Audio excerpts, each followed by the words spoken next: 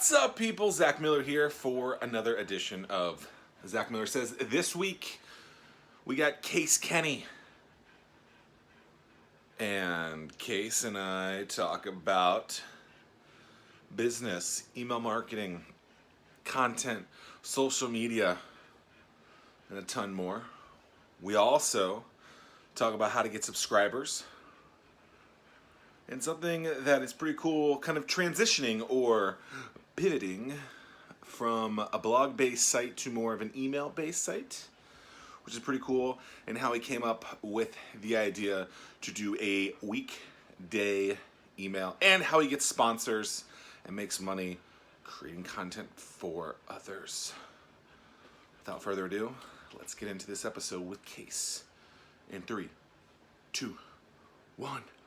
When you want someone to tune into what you're doing, if you can get them to kind of build in a habit of when to expect that, it can be an item on their calendar. And so something that you guys do really well, every day, 10-ish a.m., you send out a daily email. So you're creating a routine and you're following to tune in. And so many people do this so well. When did you guys decide to do that daily piece? And how long did it take for you to kind of grow that out to start seeing some viability from it? Yeah, for sure. We started doing it a year ago, right around this time a year ago. But prior to that, for about 2.5 years, it existed as a blog. So I tried the whole publishing game, online publishing, everything there. And we built it up to be good. It was a good business. We had a lot of contributors, the big guys, Gary Vee, Mark Manson, James Altucher, like got a lot of great contributors. But if you're familiar with the digital ecosystem of publishing, it really is a crapshoot as to how you can build and scale, because you're really at the liberty of Facebook, of Google, of any which algorithm that could really throw things off. So I took a good hard look at our assets, what we were growing online from a traffic perspective. We obviously had an email list, but it wasn't a big focus. And I was like, how can we turn this around so we can take more ownership of our brand instead of being at the mercy of another company? Because we really don't own our own distribution. And that was the big thing on mine. I want to own our distribution. I don't want to worry that one day we're going to go from the second page of Google to the 8th and then we're gone. I don't want to worry one day that our Instagram and Facebook following will be irrelevant because an algo is going to take over. So I took a look at our email list. It was strong, high engagement.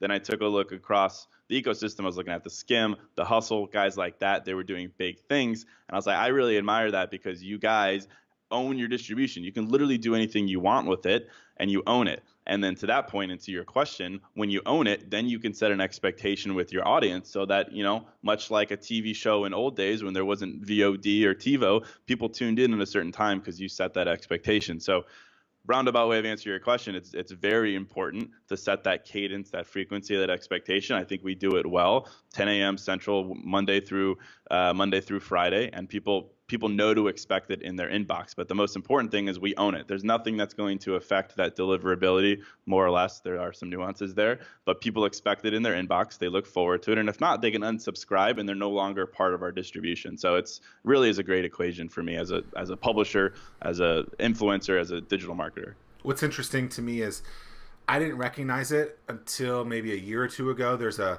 YouTube channel called First We Feast, the hot ones, where they eat progressively hotter hot wings. And then they didn't do it at first either. And then it was like every Thursday at 11. So we're recording this at Thursday, 12:40 my time. So I haven't watched it yet, but they literally just released it. And I was like, oh, that's really interesting. And then I started realizing that every day my wife turns on the Today Show, and that's the first thing that she does. And I was like, oh, this is a routine where people are trying to figure out when to watch a certain thing. And so you went from doing a daily blog, right? And so you were getting traffic sporadically throughout the day. Yep. And then, so what were you doing to get people to go to the blog at that point? And were people then on an email list at that point too? Like, were there CTAs throughout, or what did that kind of look like? We had a small email list. It wasn't our big focus. Like I said, we had maybe 80,000 followers on Facebook. I have like 140,000 on Instagram, and we just leveraged that. And then we did a lot of aggressive SEO optimization, and that was it. That was pretty much it. And it did well. Like, we had decent traffic, nowhere huge. And we did some funny stuff here and there with some paid traffic and whatnot. But yeah, it was sporadic. We'd publish in the morning whenever we felt like it. Then we'd push it out through post, and it would trickle in, and then SEO, and then shares, and there was no real core strategy to it other than create content, leverage what you have, and then hope for the best. So it wasn't the best, but I'm obsessed with email marketing now. I could go back 5 years, I would do it differently, but learned a lot, so it's valuable. It also helps you with your routine, right? So where you even said, "Oh, we'll push it out whenever," right? You know that thing probably has to be done the day before, Yeah. right, or Yep. weeks before, depending on what you're sending. But like that routine goes both ways, right? So you need to make sure that you get it out there, because as soon as you miss one day, you're like, it's okay, like I can go till 4. But Yep. it sounds like, I mean, that's super important to you now, and it's probably been very beneficial for you. Yeah, can't ever miss. I mean, since we pivoted to the daily email, it's been a year. It's been a piece of content every day, Monday through Friday, consistent, never miss a day. Otherwise, I'm going to get an inbox full of emails, people asking where it is, worried if they fucked up, something like that. Excuse me, something like that. They fell off the list, whatever. Same thing though. I have my own podcast. It's the same thing there. I publish it Monday, Wednesday, Friday, first thing in the morning, and people 100% expect that. They want to know that it's in their queue. So I mean, anything publishing wise, you have to create that expectation. It's interesting because this show there's two parts to it. So there's the long form interviews like me and you talking, right? Yep. And Yep. then there's solo episodes where I basically do a Facebook Live hit. And so I've learned how to basically hack this system where I can be creating multiple streams of content by different ways. So I use this tool called Ecamm Live, which taps into an API through Facebook, and I do a live less than 10-minute kind of solo episode on what I'm thinking right now. It's really an opportunity for me to document what I'm thinking that day, so Cool. that a year later I can look back and be like, oh, okay, like that's what I was thinking at that point. Yeah. So then I take that and I export the video to a YouTube file, and then rip the audio and put that on just the on my podcast style. So Yeah. what's interesting though is for the last, I don't know, 37 days or so, I released 0 content. And I didn't anticipate it, but I went on a vacation, and then I never basically produced any content after that. And so it's really interesting how quickly a habit can go away when you like, I didn't do it, I didn't do it, I didn't do it, I didn't do it. And so I think it's super important to keep going. Your email mass provider, who is that? We use ActiveCampaign. That's our platform. Active Campaign. Okay, I definitely use that as well. I've used many of them. What Yep. made you go with them? I mean, I use MailChimp, but MailChimp is kind of for beginners. I need something that had more advanced segmentation where I could score contacts. ActiveCampaign is easy to use. It's visual. I've used it before. I've sold online courses and things like that. So I knew how to use it, and I just needed something simple, something that had a visual designer for our actual emails. And it's just easy. Good customer service. Yeah, Works for me. If this, then that kind of stuff is super important. And, Yep. Yeah, exactly. Yeah, Yep. totally. So when someone subscribes to the daily email, what are they getting?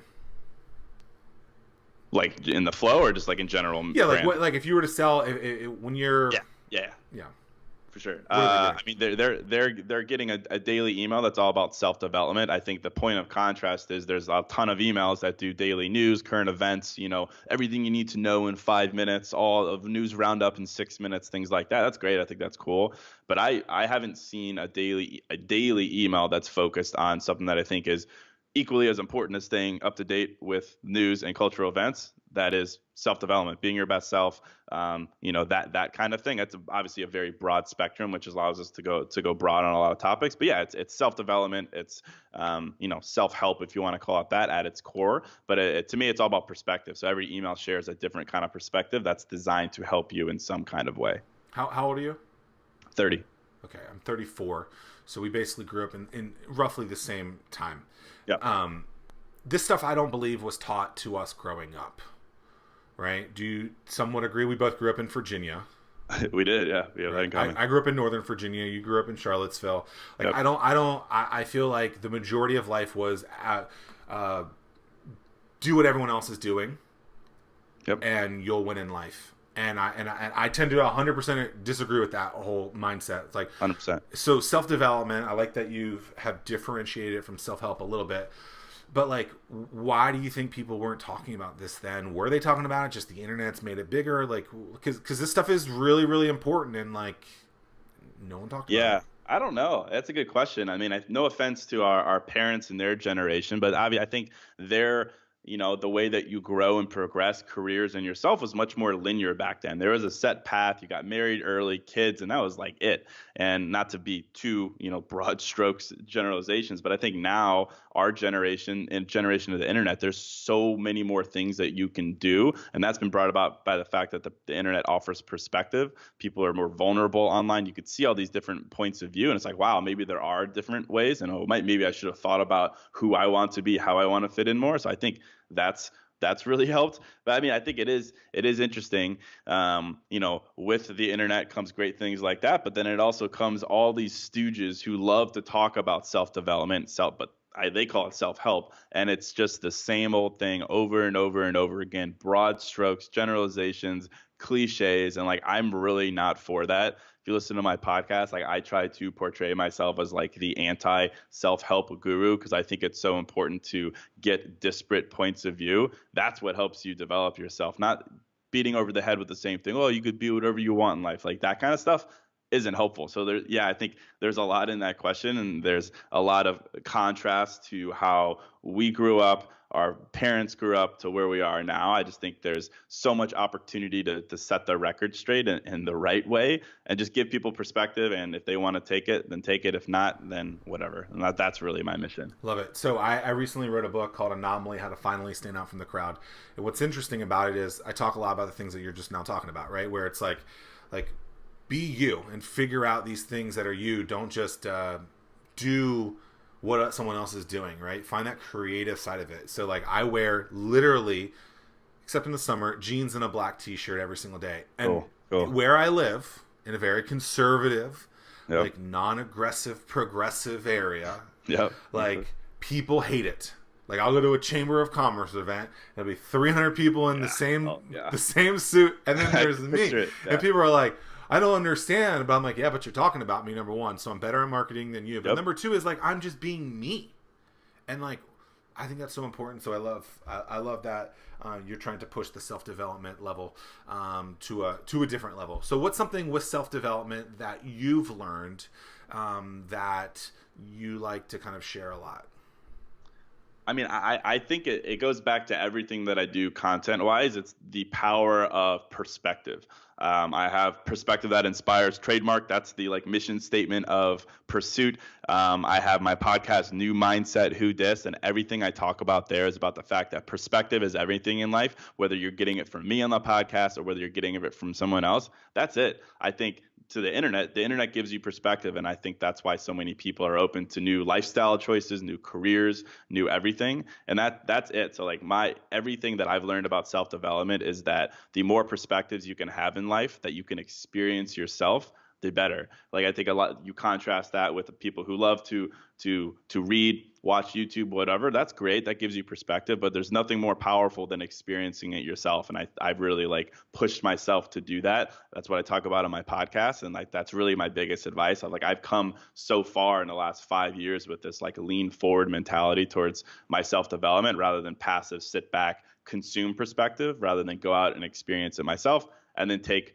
from it what I will. Like that's obviously very broad, but I think that's powerful. People are content to just chill, kick back, be comfortable, when in reality you could be out getting more perspective and just the amazing things that could do for you. I love that. So there are a lot of startup and a lot of mentorship driven events in the world where someone can go in, maybe give a pitch of their business and then get feedback from it. What's interesting that I found is that the overwhelming majority of people who provide feedback are not qualified to provide that feedback. Yet the person on stage doesn't understand that they need to qualify that person. So I love that you said, I want to learn these things myself and then provide this lean forward mentality where you're then teaching people that stuff, because I think that's amazing. And so like definitely listen to everyone that's giving you information. Definitely give people, respect the feedback that you're getting, but then you have to sift through the garbage and realize that just because someone watched Shark Tank doesn't mean that they're qualified.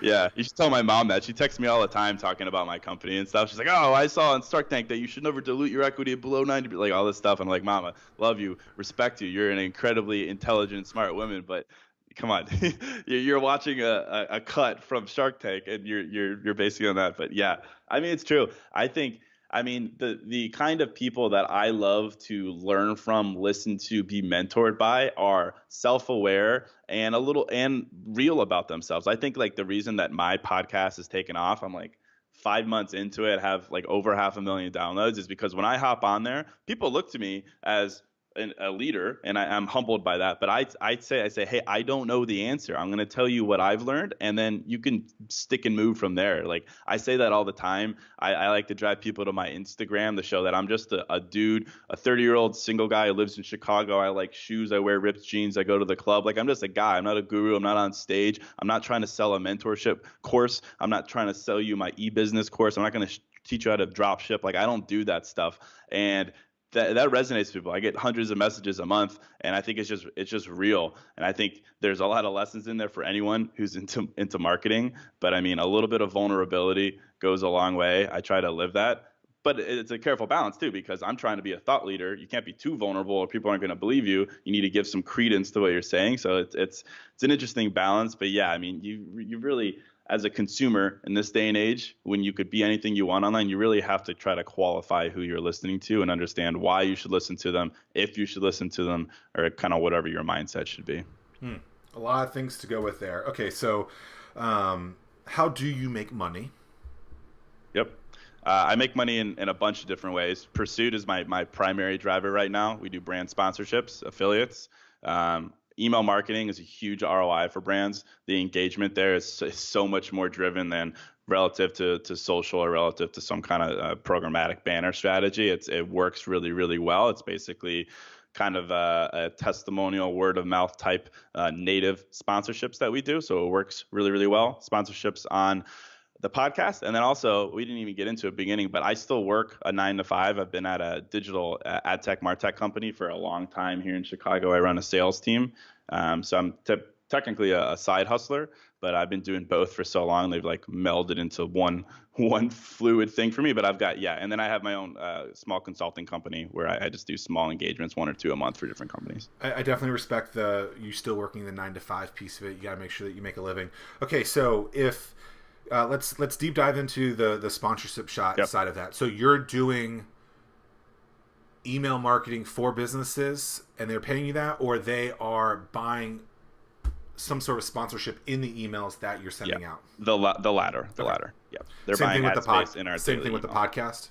Same thing with the podcast. Correct. And you're reaching out to those individuals saying, "Hey, we like your products, and we have a big following that matches the audience that you're looking at. We think it should be there," or a little bit of both. I have an agent for my podcast. I run all the sales for Pursuit. I have a couple VAs who help things there. I also work with a couple agencies who bring me deals. They get a cut.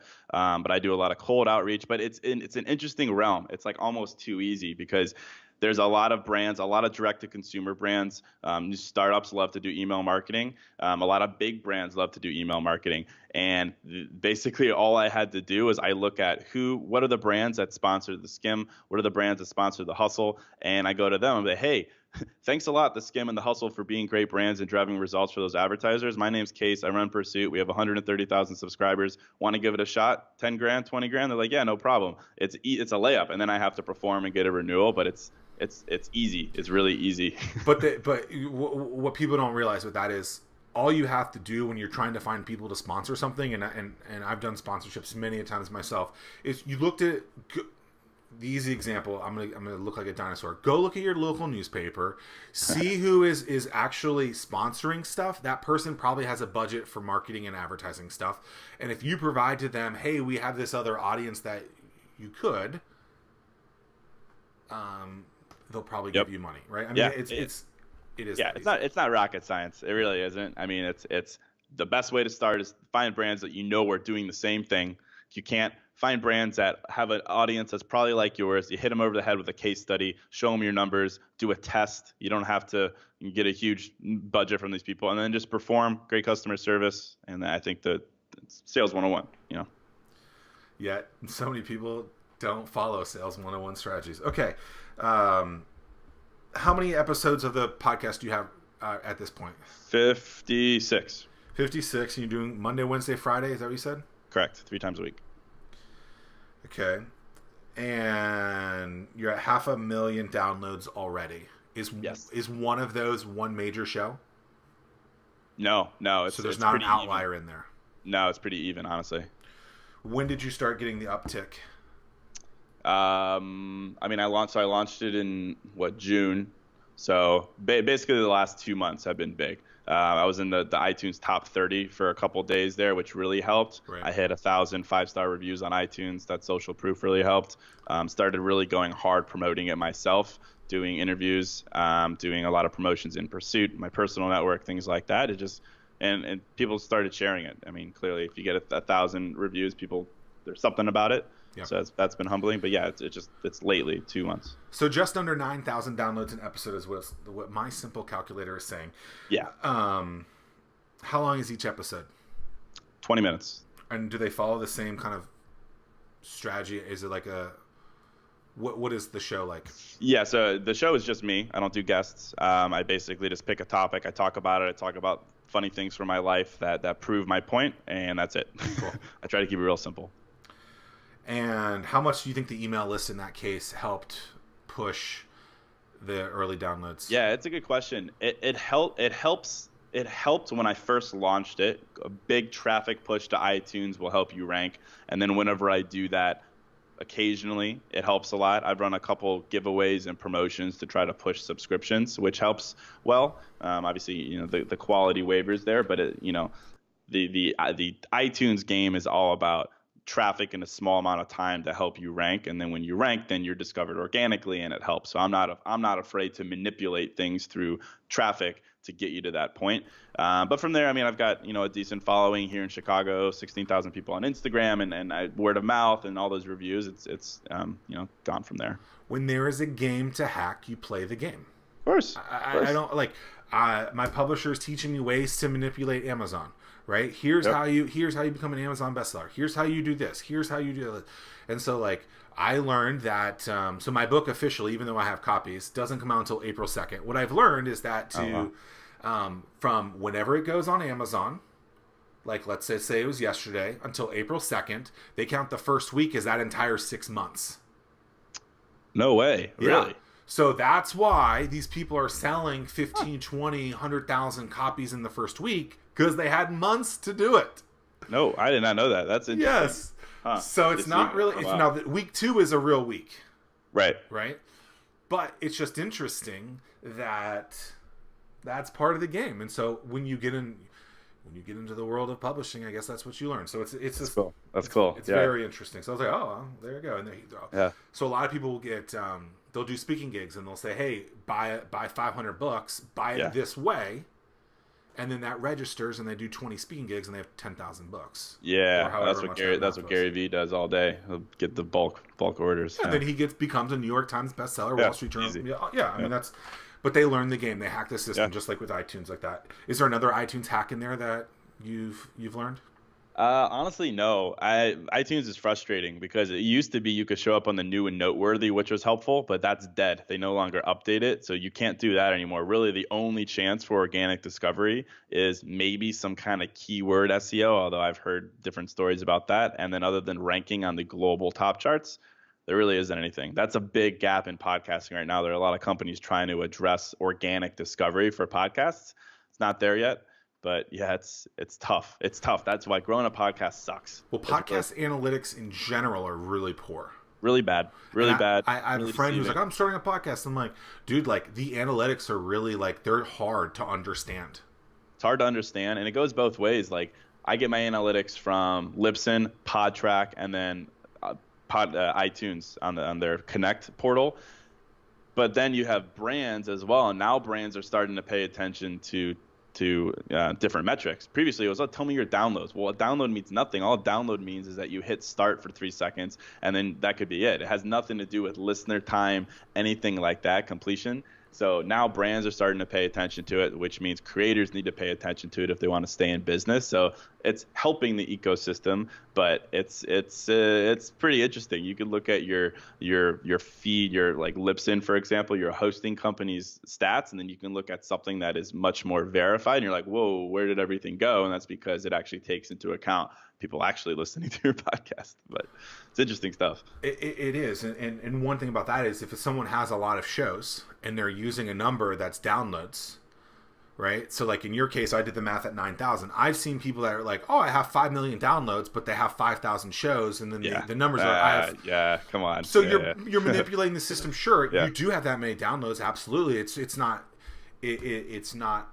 untrue, but it's not. You have a higher rate of actual downloads where other people who might not. So that's definitely I mean, I hate to be that guy who's like quality or quantity, but I really believe it. Like even like on Instagram, for example, I don't have that many followers, 16,000, whatever. But anytime I post, I'll get over 100 comments, but only maybe like 400 likes. And to me, that's a win because that means people actually care. And my same mentality applies to my podcast. Okay, 10,000 downloads you're not huge, but when I publish in the morning and I put a call to action in the podcast that says, hey, shoot me a DM on Instagram, let me know what you think, and I wake up to 50, 100 messages, that's what matters to me. So, and then that's what also matters when I pick up a test brand who wants to sponsor. I'm like, hey, I'm not going to give you 1 million downloads, but I think I could really push some results for you. Use this case for 10% off, whatever. And then when that brand says, wow, we got 50 redemptions of that, like that's what matters to me. I want engagement over everything. It would be nice though. I'm competitive, vanity metric guy. I want more downloads, but at the end of the day, I understand the value. It's almost like it's traditional media numbers in a lot of these cases where it's just like the total number of views or eyeballs or potential eyeballs in a lot of that case. Newspapers, the distribution's 40,000 people. Well, that doesn't mean 40,000 people are, reading. I like to pick on newspapers because it's fun. Yeah. I don't normally pick on newspapers because my town basically doesn't have one anymore. But they do. But who knows if it's anyone listening from there. I'm sorry that I'm talking smack. But it's what would you rather have, right? 10,000 people that could see it or 100 people that are super engaged that are your customer that are probably going to DM you, maybe redeem that coupon, whatever it might be, see that brand. Like that's a lot more powerful because those super users. And when I think about the bell curve a lot, and I think about the left side of it being that really powerful early adopter that if you can win those, get those people to become your champions, then they start to persuade and sway other people, and that's all you should be focusing on that time is those potential champions, not the people that are on the third and fourth quadrant that want nothing to do with you. 100%. Yeah, I mean, I kind of live and die by that idea, but it's tough though. It's like the temptation is to be there because even when you look at you want to make money from what you do, but there's still a lot of big brands out there who just want to see numbers. And it's tempting to fall into that. This is why you see a lot of knuckleheads out there buying followers just to reach this metric. And you're like, oh, this dude's got 1 million followers. And you hop in and you got like 3 comments. No one cares. No one cares about you. You have numbers, but no one's influenced by you. No one is going to take credence to what you have to say. And to me, that's so lame. I'd be embarrassed. So I'm happy doing the somewhat slow game. I think my podcast, I think I'm really happy with it. You just got to continue to drive that engagement. Same thing with email, for example, the Pursuit email newsletter. I've probably deleted 50, 60,000 subscribers from it, which as a marketer, it like hurts your soul to do that, but it helps with my engagement. When you remove 50,000 people from your list who are not frequent openers, it helps your deliverability rates in Gmail and Outlook and everything like that, keeps your email list clean. And that's what I want. I want high open rates. I want high click rates. But when sometimes you got to trim the fat. And that's a painful process, but it's something that you got to do. It's also a little lighter in the wallet. It is, yes. Freaking storage fees suck. So, agreed. So you talked Mark Manson, Gary Vaynerchuk, someone else that has done content for you in the past, or you name them. What did they do for you? So when we were a blog, we had publishing partnerships with them. So I had a deal in place with Gary V's business people where he would shoot over an article to us or give us exclusive republishing rights to his blog. Same with Mark or James Altucher, guys like that. Either original content partnerships or like some kind of exclusive republishing. I think there's a lot of value in republishing. So I went that route as well. Do you still believe that republishing is something of value? Or I do. When you look at it within the idea of curation, I think the Pursuit email, we're lean, so I don't have a team of writers that are creating original content every day. And I think for me to bring together blog here, blog there, there's still a lot of value in that. You're bringing together a theme in an email for people to read when it's simple and in front of them, as opposed to forcing them to go somewhere. Yeah, I think there's a ton of value in republishing. How did that scenario with Mark or James or Gary, like how to just cold emailing someone there Yeah, too? I just reached out. Like I emailed Gary, he responded. That was easy. Same with the other guys. Yeah. What was the email like? It was, I mean, for Gary, it took like 5 or 6 tries, but subject line of like, Gary, I want to share your content or something like that. And he just like responded, please add CC'd his biz dev people. And then I talked to them and then it went from there. But yeah, it just persistence, 5 or 6 emails. We talked a little bit earlier about kind of the difference between social and kind of content that you own. I think that's something that not a lot of people talk about or really understand. If you really think about social, in my opinion, it's basically just a news feed of things that are the most popular of that day. Once you're not popular, or if you're viral once, that thing is very difficult to find a year later, 2 years later, etc. You agree with that, I think. Yeah, right. Yep. So knowing that game is powerful and there's millions, in some cases billions of people on these platforms, how do you get those people from there to then see you over here, which is where you own and want people to really be? Yeah, that's a good question. I mean, I think honestly, it's a lot of frequency. Like for example, Pursuit, 150,000, something like that, Instagram followers. Case Kenny, 16,000 Instagram followers. To the point of being almost annoying, I am hitting people over the head, telling them what I want them to do. I want you to subscribe to Pursuit. I want you to subscribe to New Mindset, Who Dis. And I do it all the time. I do it many times a week, sometimes multiple times a day. Like those channels serve a purpose for me to take you in that day, remind you to do something that's more evergreen, that is more consistent. And I don't see any shame with that. You look at Gary, for example. He's hitting you over the head all day, every day with things that he wants you to do. I think I see a lot of content creators and social media marketers that are leveraging organic channels, and they're afraid to use them to their full potential. They're afraid, I don't want to annoy them by hitting them over the head too much. Okay, whatever. Some people might unsubscribe, but you built those channels for a reason. Now use them for what you want. So I'm not afraid to do that all day. So I'll use social to point them where I want to do, and I'll do it all day, every day, respectfully and always providing value. But, you need frequency. You need subtle jabs. It's the same thing with marketing. I mean, you need to drive awareness first, and then you need to drive some middle, lower funnel thing until you get someone to convert. And that could take 8 mentions. It could take 12 mentions. And I think that's what you need to do. You need to do it creatively, but that's what you need to do in this day and age of social. So like you on your podcast, you will somewhere in there say, hey, go subscribe to the Pursuit email list? Yep. Or I'll say follow me on Instagram. Those are the only 2 call to actions I really do on there. Or, of course, brand mention, use code or whatever. It's those 3. Got it. What's something about you that most people don't know about? Probably I'm a big language guy. I majored in Mandarin, Chinese, and Modern Standard Arabic at Notre Dame. I also speak Hindi and Urdu, or I did for a while. I mean, I graduated 8 years ago, but that was my primary focus. Always been a big language guy. Interesting. So how often do you use those languages? Very infrequently. Unfortunately, I mean, there's not a whole lot of room in my day-to-day to really practice that. So I mean, I lived in China. I worked at a law firm. Like I got use out of it. Like the idea was to either go into international business or go into some kind of government work, and I explored both avenues. But ultimately, I landed in marketing, and that's great. And I'm excited to do that. But it was good. That was always a creative passion point for me. I was always really good at it. So I got a lot of value out of it. Who knows? Maybe one day I'll find it useful again. But for now, it's kind of sitting there. How'd that transition happen? So like you went to school and triple majored in those languages? Is that basically it was a double major. Yeah. Okay, so you go do that. It ends up not being what you basically do for a living. Where was that transition? How that happened? I mean, honestly, I'm a big proponent in just like responding to what the universe brings your way. So when I was graduating, first I got recruited by the NSA for one of their like clandestine branches, and that was like a 1.5 year long process of background checks, tests, and things like that. So I went along with that, started that at the same time. I got an offer to intern at a law firm in Shanghai. So I took that because it was like, hey, go do something while we do this background check for you. And I was like, all right, well, let me test both avenues, Chinese and Arabic, and see. So I did that opportunity in China for about 5-6 months, came back, was told that it's going to take another year for the background check to work. And I was like, well, I don't want to do law.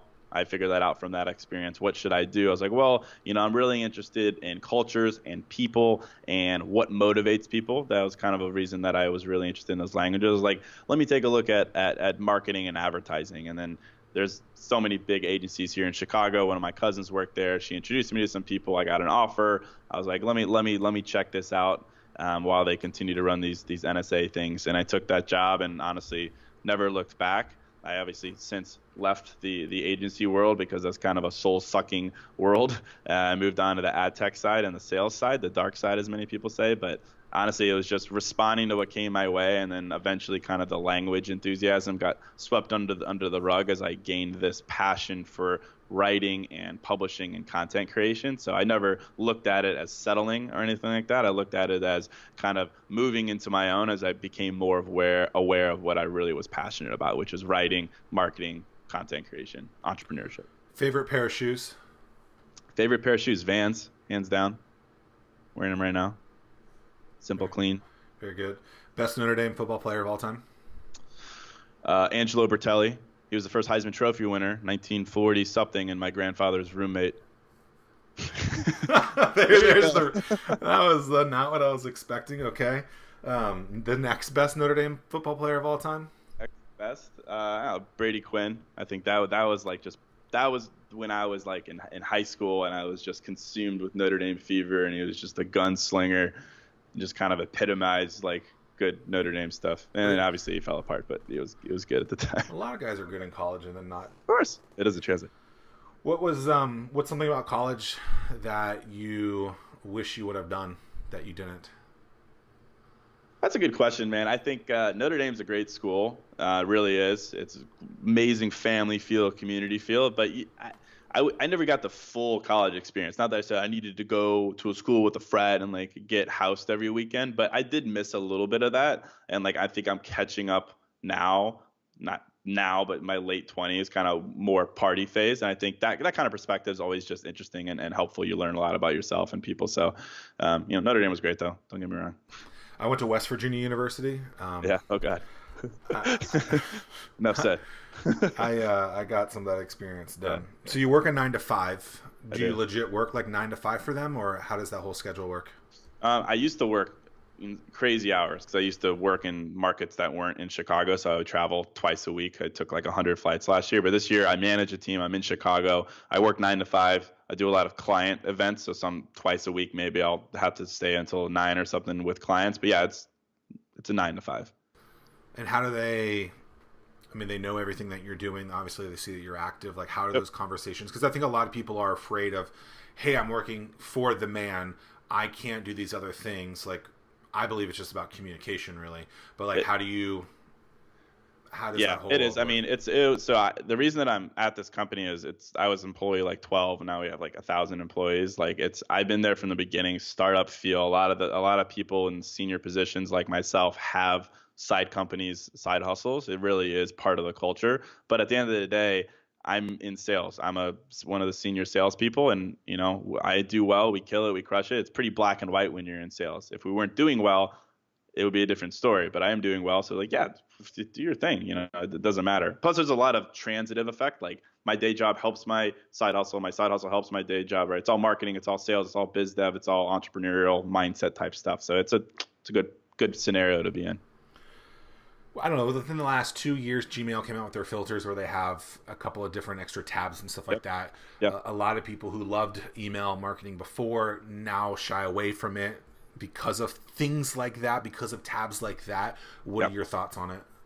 It doesn't bother me because I will say that was a big thing. I am friends with a lot of the guys who run the other big email newsletters, and they're like, wow, we got to land in primary. We can't land in marketing or any of the sub tabs. And a lot of the guys came to me because Pursuit's always in the primary tab. And they're like, what are you doing? I was like, I'm not too sure. Like, I don't have attribution down great, but all I know is that people open the email and they're engaged. And if they're not, I delete them. And the result has just been that I land in that primary tab because people expect it. They open it. I always encourage people to respond to the emails. I get a lot of responses, and that just helps Gmail understand that people actually care about your email. You're not spamming someone. I believe that the more things that scare the living shit out of you, the better it will make you. For example, we're recording this in November. In June, I'm running a half an Ironman. I'm terrified to do it. Damn. But I'm busting my tail training to be ready for this thing. Are there things out there that scare the crap out of you that you're trying to train your body towards being prepared for? Nothing really physical. I mean, not so Or much. emotional? I mean, it could be Yeah, anything. emotional for sure. If you listen to the podcast, it's all I talk about is like my biggest fear is regret.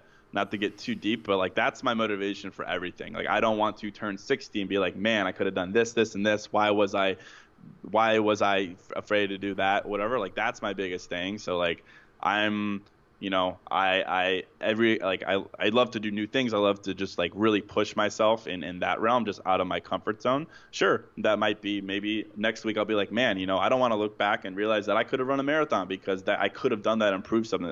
That might happen next week. But for now, it's more within the realm of experiences, different self-development, personality type traits, things like that, meeting new people, trying new things, all that jazz. But yeah, I mean, regret is a powerful motivator moving forward, and I would hate to have to look back at it. Do you consume content?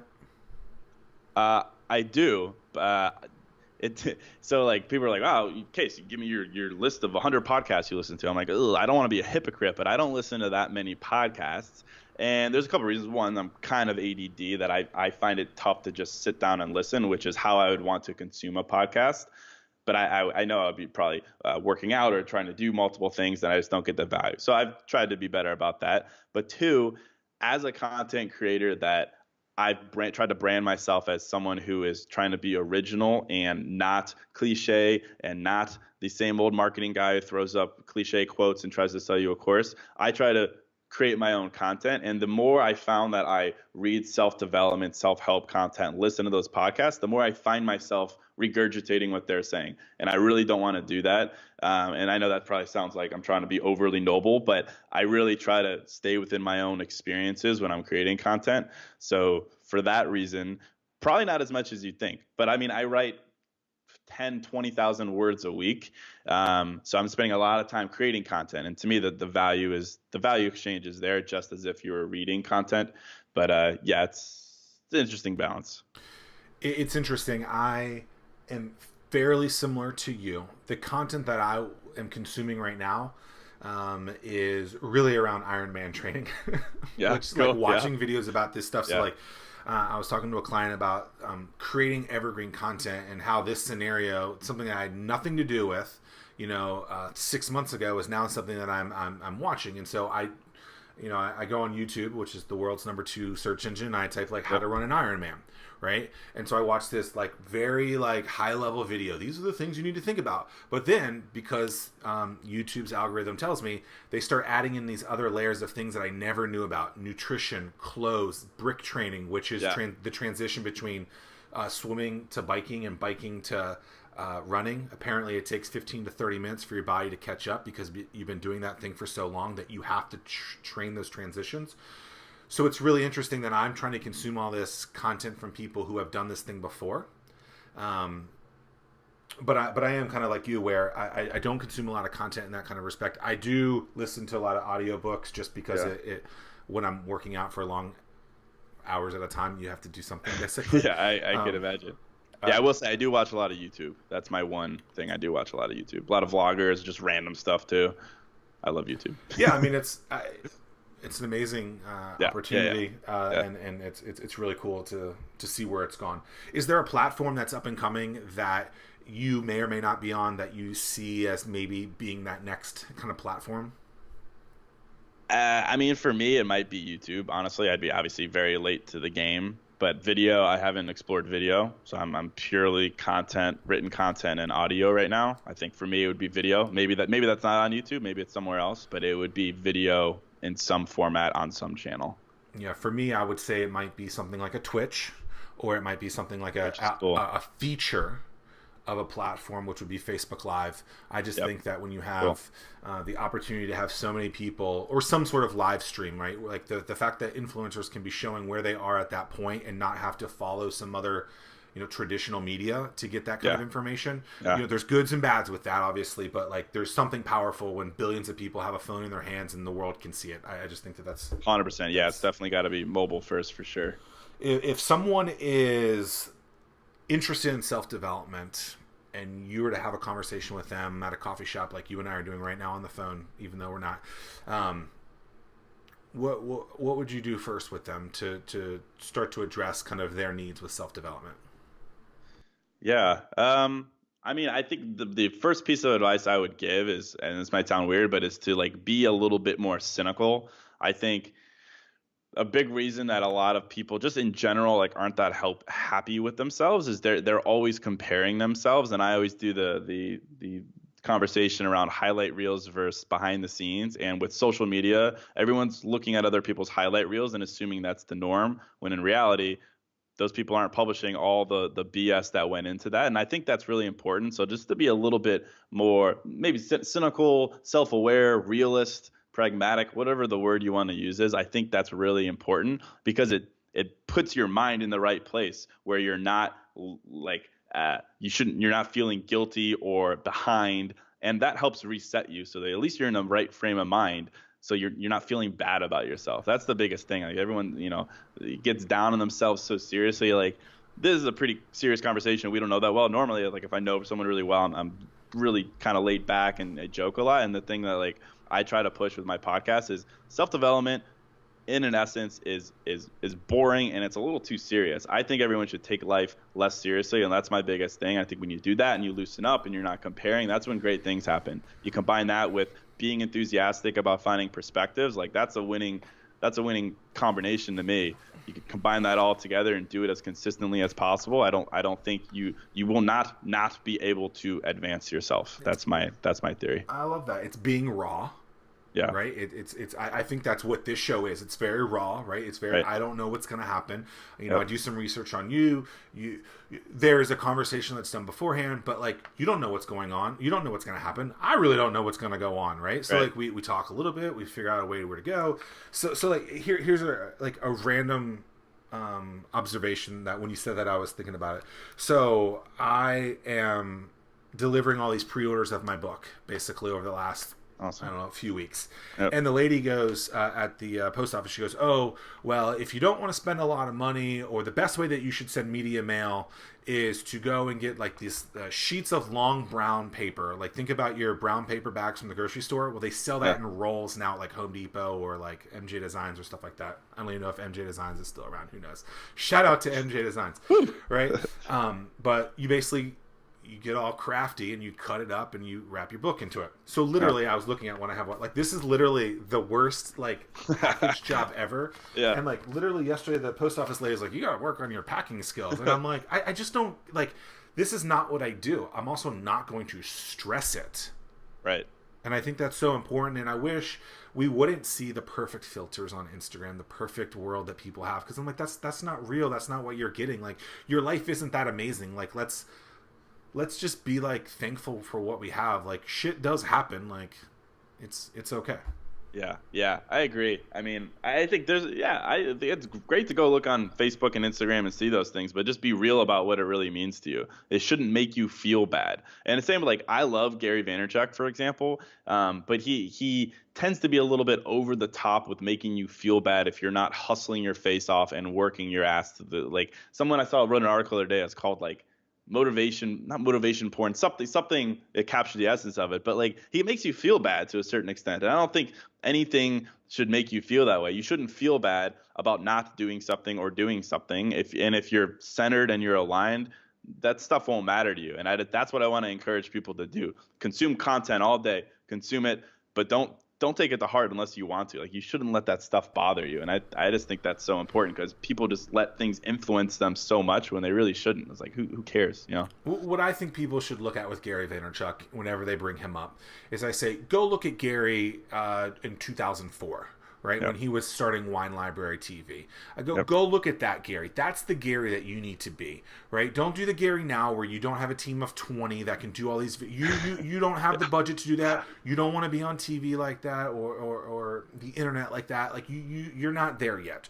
Go look at him. He went to, like, the story I think is something like he went to Best Buy, bought a $200 camera, set it up, and started drinking wine, drinking wine, testing wine, seeing what it's like, and record it. And like the videos, he did 1,000 episodes, I think. They don't have a lot of views, but it helped him because those were kind of super users. And so I like to tell people, go back to the old Gary. If you can implement something similar to that, you would probably have success like that in your industry, in your field. Yep. Not today's Gary, because most people don't have the bandwidth in it's every unrealistic. capacity to do that. For sure. Yep. Couldn't agree more. Well, what's something we haven't talked about that you want to or like to talk about? Whew. I think we covered a lot of it, honestly. Like, I mean, I think I found a lot of fulfillment and passion in my life being an entrepreneur, a business person, running Pursuit, and then also being a content creator on the content side. And then also being financially successful and running, like, working at my company. Like, that's the biggest thing. I see so many people that are frustrated with their lives in general. They don't really know what it is, and that's because they're not fulfilled in some way. And that's why, like, I don't encourage everyone to become an entrepreneur. I don't think that's necessary. You don't necessarily have to be a content creator, but like, I think everyone should find something to create or do. It could be anything. It could be weird AF. Just do it, like, outside the confines of your 9 to 5. That's just the biggest thing. I see so many articles like, oh, you have to be an entrepreneur to feel like you have a sense of self-worth, and I don't think that's true at all. I used to kind of think that, honestly, and then I've just found that, creating content, writing, like, I'm a writer at my core. I always was, have been, and then people were like, oh, you should start a podcast. I was like, all right, well, I could basically write like I would, but write more spoken, and then just do that for the podcast, and I have. So I'm meandering here, but I think it's the fact that, there are different ways to find fulfillment. You don't have to be an entrepreneur to do that, but I think it does come back to creating something of your own hobby, outlet, passion, artist, music, writing, vlogging, something, anything. I just think that's so helpful because I've been very attuned to frustration with people who have 9 to 5s, and they really struggle with finding that, and it just kind of creates this downhill effect in their lives. Yeah, I would say it's understanding the ability of building a personal brand around yourself so that you can tell the stories of the things that you love, big or small, to the world. Yeah, it's maybe that's the better way to put it. Exactly. I just thought you talked for 3 minutes. I said it in 3 seconds. Yeah. Well, you were a journalist, weren't you? I mean, journalist. But then you, at some point, weren't you, or something? Did I read that somewhere? Yeah. So when I went to West Virginia, I had a journalism degree. I worked in news. I worked in TV for a little while. Realized it was a miserable place. I like to explain it. Imagine meeting someone on the worst day of their life every single day, and then you get back to the office, and everyone there is very egotistical and wants to be like, "Oh, amazing!" Oh my God. Not fun. Dude, that's crazy. I mean, I wrote for 4 years for the Notre Dame school newspaper, and right when I was graduating, I was also looking into trying to get a journalism degree. And not only a journalism job at a small newspaper, not only is that like the hardest thing ever, like it was so hard. Like no one would even talk to me. And I had great GPA, great credentials at the newspaper. And I'm like so grateful that nothing ever came of it. And I like didn't get a small offer in Connecticut and take it. Like my life would be so different right now if I had pursued that. So again, to my point earlier, just like being open to taking different life choices. I can't imagine if I took that route right now and was, still writing for a small paper or something like that. And the first offer I ever got was for $17,000 full time. Yeah. Yep.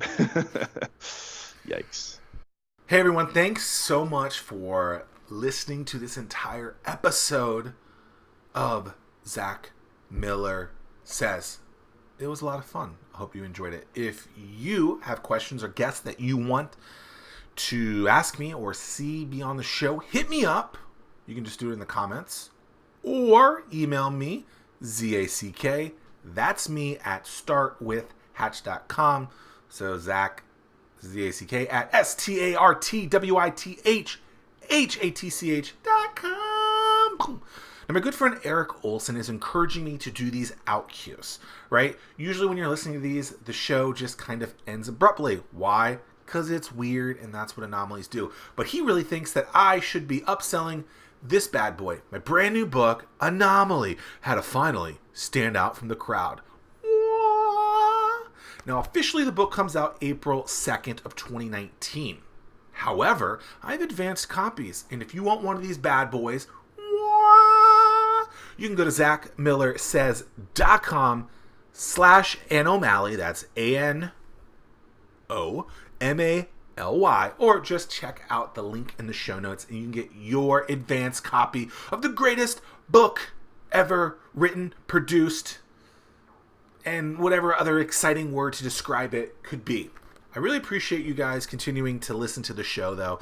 It means a lot to me. We've done hundreds of episodes. I really want to tell the stories of people, be very transparent in my solo episodes, my long-form interviews with people, trying to get stories that most people have not been able to get out of them. I think that's something that's super powerful and really provides great content. I love the stories that I'm telling of the people that I interview, and then I also, with these solo episodes, just really try to talk through and document what I'm currently going through. And so I appreciate you guys listening. Hey, and also one last thing, after you grab the book, like cheesy plug for the book here,